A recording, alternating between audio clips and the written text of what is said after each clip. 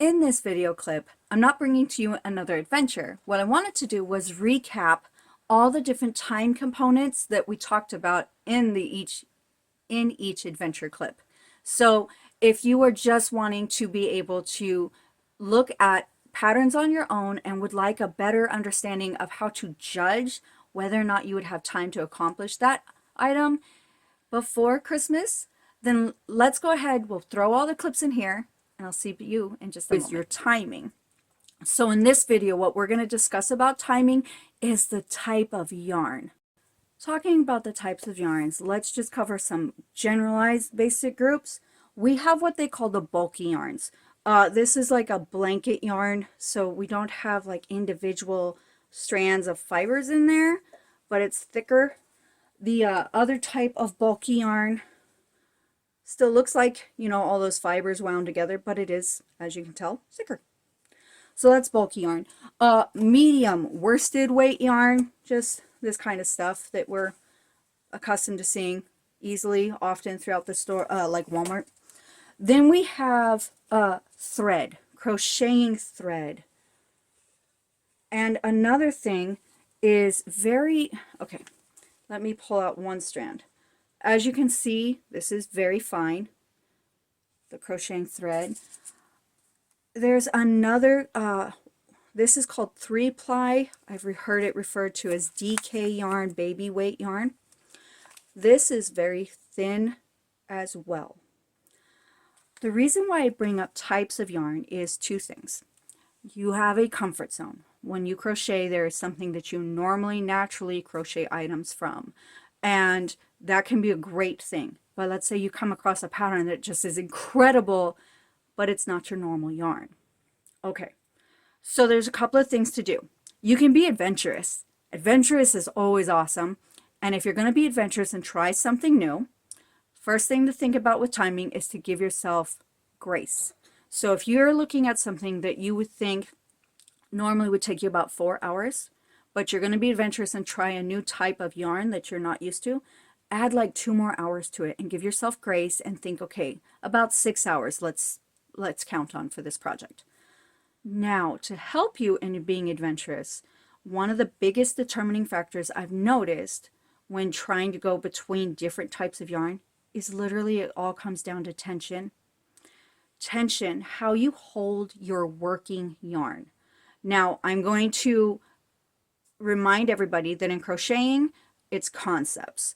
We may hold our yarn different, we may hold our hooks different, but the concept is you have yarn, it is your working yarn, and you have a tension, how tightly you are holding that. And so what I want to demonstrate, the difference of holding things for your tension. Worsted weight yarn is what I normally work with. This is where I get all my tension, right here, how I grip it, right? So the same thing when I work with the thicker yarn is I need to be looser. I just need to be softer so that I can pull that through. So you find how it's different for you.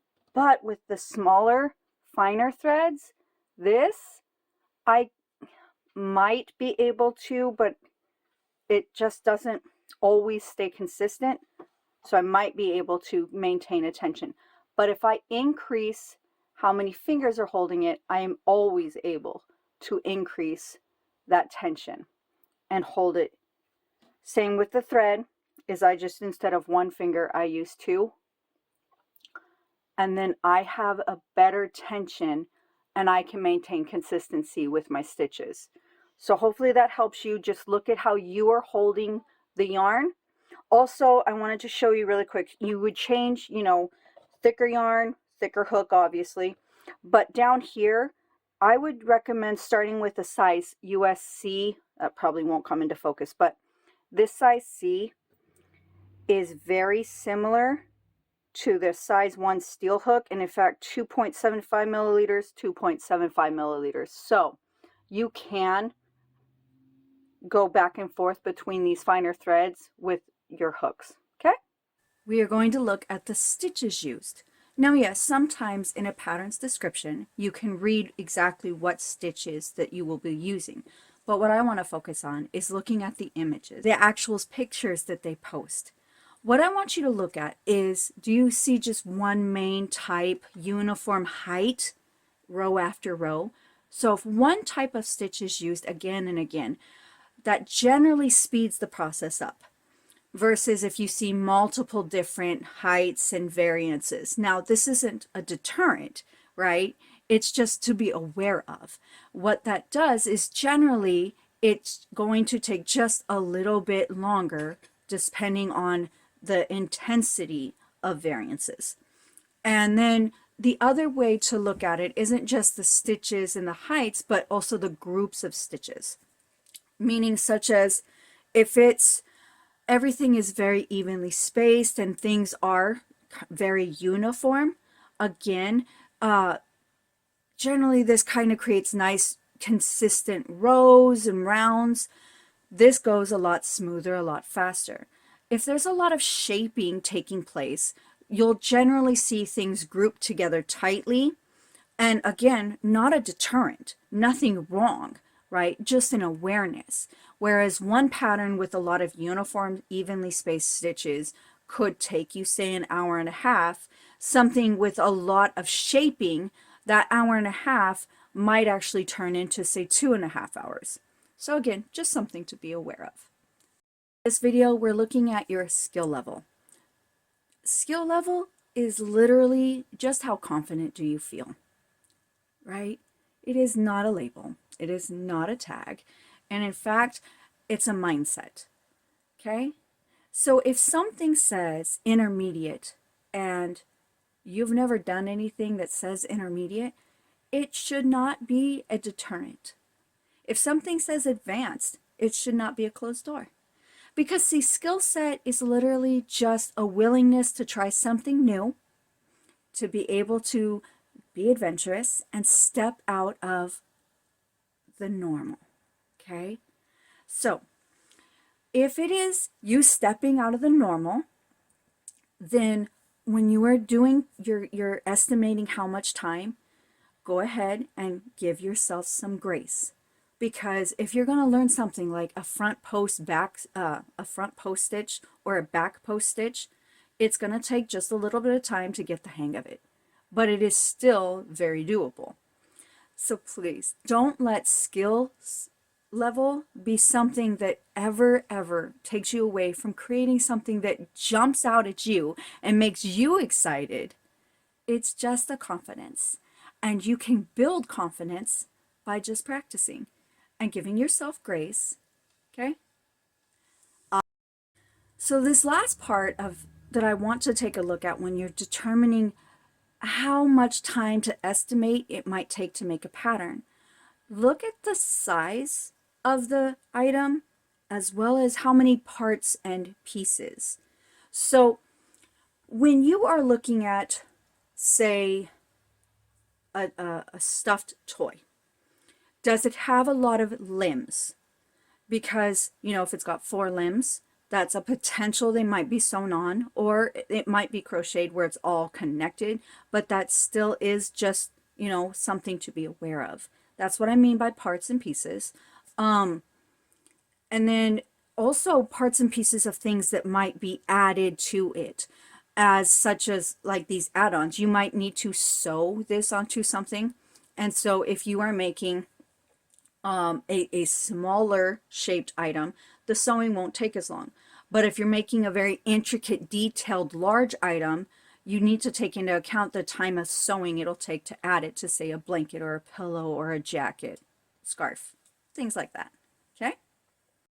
So as we wrap up this whole discussion of timing and how would you decide if you had enough time to create something, crochet this item for Christmas.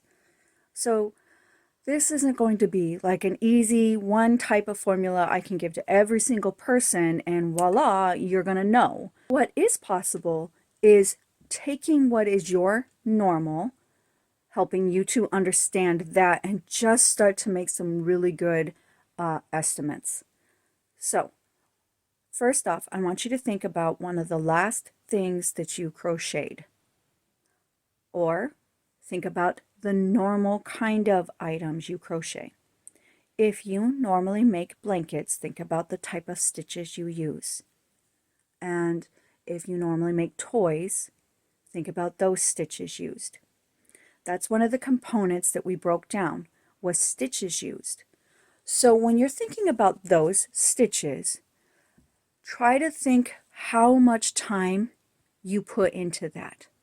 So say it was a throw size blanket and it took you 3 weeks. But if you look at that and it's like the same repetitive stitch or combination of stitches, then what you can do is you can base that down of like, I sat down to crochet 3 nights a week at 30-minute increments. That's how, I mean, you can start to take what you've crocheted and break it down. Let's say you worked on a toy and it was a very simple amigurumi, if I said that wrong, but it was something that you started, at the top, you worked your way down and you didn't have to do any extra parts. And let's say that took you 3 days of sitting down at extra moments. But again, you can take that project and now you are aware of, you can kind of remember the main stitch and your timing. That's going to be your first part. Grab a hold of that and give yourself a rough estimate. Rough estimate, it took me this many hours to make that whole project. Okay. Let's just, for an example, say that you have decided with your example that a small sized item such as a toy, you believe you could do in 3 sittings. And your sittings are roughly 30 to 45 minutes, right?